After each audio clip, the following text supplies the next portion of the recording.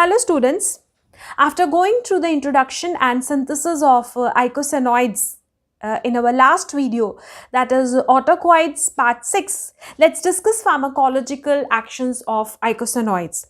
Now this video is 7th in the series of videos on Autacoids. Now as we all know from our last video, icosa is a Greek word and it means 20. Now, icosanoids are so named because they are derived from 20 carbon fatty acid, that is arachidonic acid. Now, icosanoids include prostaglandins, prostacyclin, thromboxane and leukotrienes. Now, before starting discussing pharmacological actions of icosanoids, let's quickly summarize synthesis of icosanoids. Now, this is the figure that depicts synthesis of icosanoids. Now, certain chemical and mechanical stimuli activate the enzyme phospholipase A2. Phospholipase A2 breaks cell membrane phospholipids to release arachidonic acid. Now, this arachidonic acid produces icosanoids by two pathways. One is the cyclooxygenase pathway using the enzyme cyclooxygenase, abbreviated as COX. Other is the lipooxygenase pathway using the enzyme lipooxygenase, abbreviated as LOX. Now, enzyme cyclooxygenase is of two types, COX1 and COX2. Now, very important is to understand difference between the COX1 and COX2 in order to further understand the pharmacological actions of prostaglandins. Now, COX1 is a constitutive enzyme. It regulates normal physiological functions of the body. For example, stimulation of COX1 produces prostaglandin E2, and prostaglandin E2 regulates production of mucus by the mucosal epithelial cells of stomach and duodenum. Now, mucus protects stomach and duodenum from the corrosive effect of acid, pepsin and gastrin. So, stimulation of COX1 produces prostaglandin E2, and prostaglandin E2 shows anti-ulcer effect. On the other hand, COX2 is inducible enzyme. It is expressed only during inflammation and it is released at the site of inflammation, and it leads to synthesis of prostaglandins that cause pain, fever and inflammation.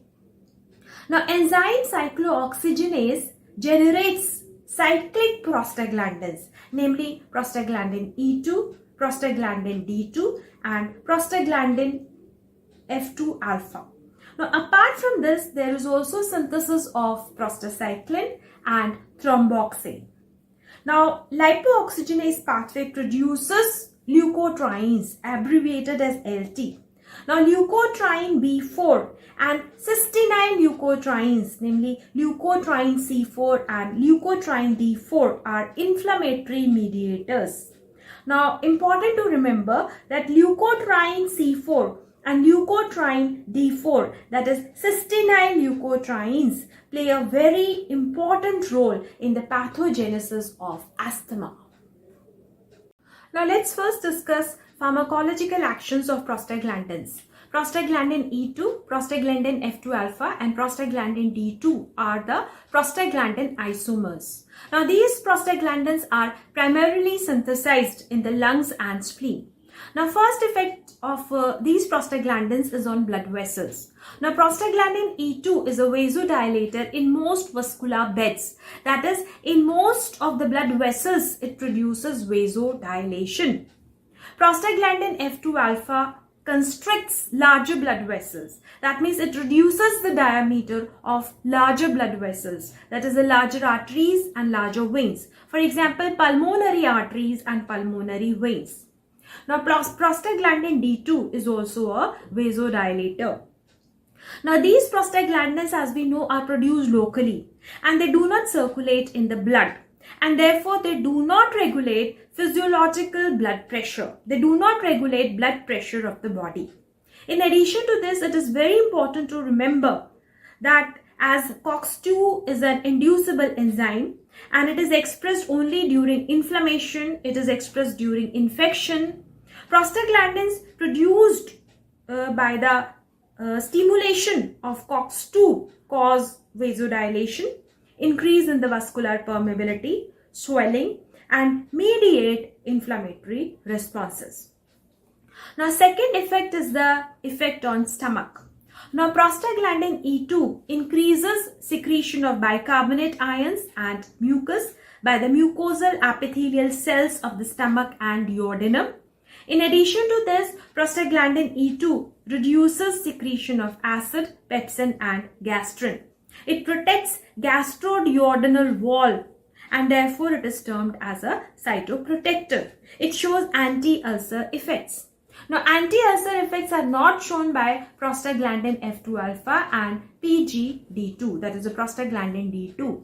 Next is the effect on the bronchi.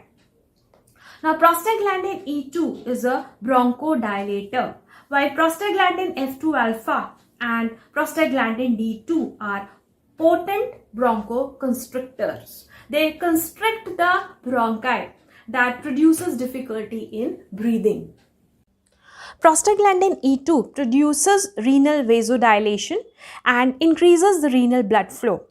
In addition to this, it also increases water and sodium excretion and thereby it produces diuretic effect. That means it increases the volume of urine by increasing the loss of water in the urine. Now, further, it also antagonizes or it further blocks antidiuretic hormone.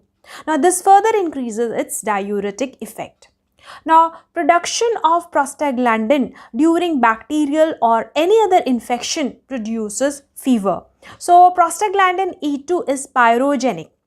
During infection, prostaglandin E2 is produced in the hypothalamus, that is in the central nervous system, which increases the body temperature.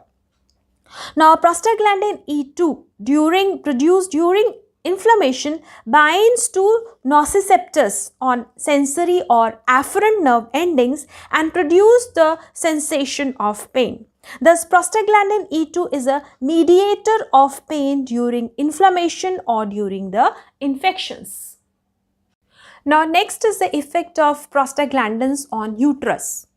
Now, prostaglandin E2 and prostaglandin F2 alpha contract uterine smooth muscles and they also produce cervical ripening.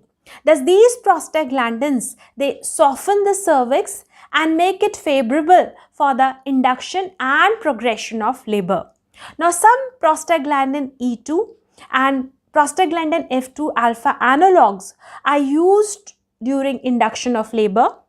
They are also used in controlling postpartum hemorrhage and for the termination of pregnancy. Now, in addition to this, prostaglandin E2 stimulates release of anterior pituitary hormones like growth hormone, prolactin, adrenocorticotrophic hormone, follicle stimulating hormone, insulin, etc. So, these are the pharmacological actions. These are the main pharmacological actions of prostaglandins. Now, after prostaglandins, let's discuss pharmacological actions of prostacyclin, that is PGI2, and thromboxane A2, that is TXA2. Now, prostacyclin is produced by the endothelium of blood vessels, while thromboxane A2 is produced by the platelets. Prostacyclin is a vasodilator. It dilates the blood vessels. It increases the diameter of blood vessels. While thromboxane A2 is a vasoconstrictor. It constricts the blood vessels. It reduces the diameter of blood vessels. Now, second is the effect of these agents on the platelets. Prostacyclin inhibits platelet aggregation. By inhibiting platelet aggregation, it prevents aggregation of platelets in the circulating blood, while thromboxane induces platelet aggregation. Now, this platelet aggregation is essential at the site of injury for closing or for plugging the injured blood vessel, followed by the healing of injured tissue. Thus, prostacyclin and thromboxane A2 show mutually antagonistic action opposite to each other on the platelets. Now, third is the effect of prostacyclin and thromboxane on the bronchi. Prostacyclin is a mild bronchodilator. It dilates the bronchi, while thromboxane A2 produces potent bronchoconstriction that causes difficulty in breathing. In stomach, prostacyclin induces mucosal vasodilation that increases blood flow to the mucosa and shows slight reduction in the acid secretion. Prostacyclin is a renal vasodilator. It increases blood flow to the kidneys. Prostacyclin also increases water and sodium excretion, and thus it increases the volume of urine, and thus it shows diuretic effect. While thromboxane A2 is a renal vasoconstrictor. Now, prostacyclin binds to nociceptors on sensory or afferent nerves that produces sensation of pain, and thus prostacyclin mediates perception of pain. Now, after prostacyclin and thromboxane, let's discuss pharmacological actions of leukotrienes. Now, leukotrienes are produced by the activation of enzyme lipoxygenase. Leukotrienes are the mediators of inflammation. Now, leukotriene B4 is produced by neutrophils, while cysteine leukotrienes, namely leukotriene C4 and leukotriene D4, are produced by eosinophils, basophils, mast cells, and also by the macrophages.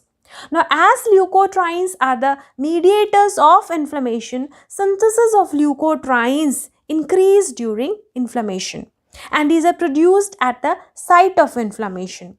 Now, leukotriene B4 is chemotactic, and thus it attracts other immune cells, especially neutrophils and monocytes at the site of inflammation. Now, this reinforces and further enhances the inflammatory response. Leukotriene B4 sensitize sensory nerve endings and mediate perception of pain.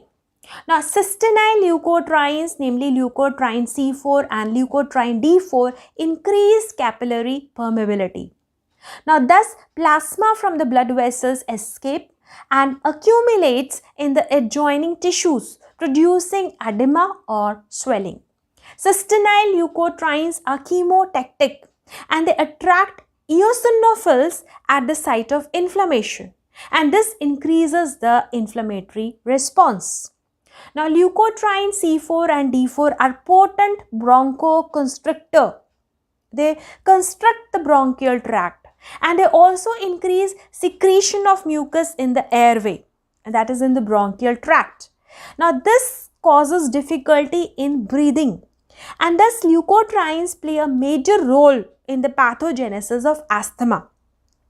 Now, leukotriene receptor antagonists like zafirlukast, montelukast are the drugs used in the management of asthma. So, this is in brief on the pharmacological actions of icosanoids with reference to prostaglandins, prostacyclin, thromboxane A2 and leukotrienes. Now, information provided in this video is meant only for students from their examination point of view. If you find the video useful, kindly like, subscribe and share this video. Thanks for watching this video.